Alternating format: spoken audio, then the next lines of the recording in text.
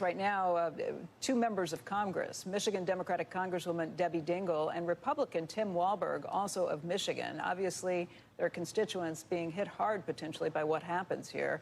I'd like to speak with both of you about what it would take to actually get something settled here, because I think that's what both of you have in common, just in terms of trying to find some common agreement and get workers back to work.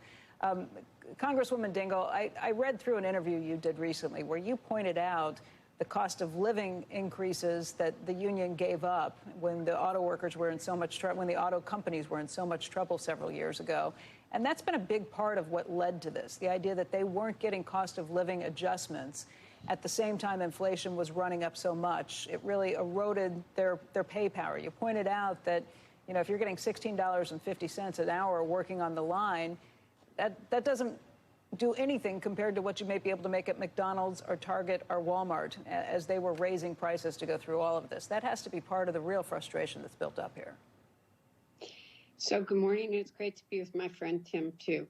I think the auto workers are looking for really four things. But the first is cost of living, COLA, which they gave up to help support the industry in 2008 and 2009.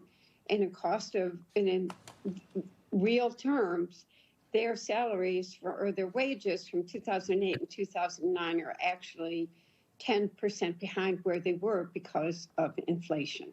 So COLA has been very important to them. Tiers is another issue that got different. You'll be on the same line working the same job, and you have people at different tiers being paid different wages. And quite frankly, you will have temporary workers who are working 40 hours or 60 or 80 with overtime, but they're temporary workers for 8 to 10 years, so not getting the benefits. And they also want job security. And that job security is how are you going to transition to this new economy of electric vehicles? This is where the rubber hits the road. We're not in a talking point moment anymore. This industry is going through a transition to new technologies. EVs are one. There'll be others from an internal combustion engine. Most of those batteries are being made by joint ventures, and where they get made, how they get made. I want them here in America, no place else. Good paying jobs is really what much of this contract is about. Congressman Walberg, let's talk about at least GM's offer, just to go through some specifics on this. GM has now said that they will offer a 20% raise over the course of the contract. I think 10% would be the immediate raise that they would put forth as part of that. They've also said that in terms of the tier structures, they would cut the time in half from 8 years to 4 years, where you could get through that tier structure and get to the top wages. Is that enough, in your opinion? Well, I don't think it's, again, good morning. Good morning, Debbie. Good to see you since we last disembarked from the plane last night. I don't think it's for members of Congress to decide what the good negotiation is and what the agreement should be. A lot of my constituents look at a 20% pay increase offered by General Motors as being unbelievable. They don't experience that. The tier issues, they don't experience that as well. And yet they, as consumers, are going to end up paying a good share of what this bargaining will be. So I'm hopeful that the UAW and the car manufacturers will understand beyond just simply their situation what impact this will be. And for Debbie and myself sitting here in Congress, to be pushing in a micromanaging way an industry to move forward in EV, when in fact the American public hasn't gone to that point yet. 6% of vehicles sold were EVs this last year.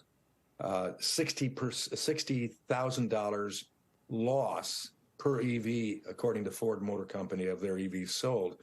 So all of this is really a result in many ways of inflation and of government mandates. And I think we need to get out of the way and understand that these auto companies, these UAW workers that produce amazing vehicles and have continued to do that, engines and component parts, but also the others in the whole micro system out there that produce parts for the auto industry, are going to be impacted for years to come if we don't settle this. and understand the reality of the economics that are in this country right now. And the fact, as my colleague said, we don't want to see these cars and components and batteries, et cetera, built in other countries.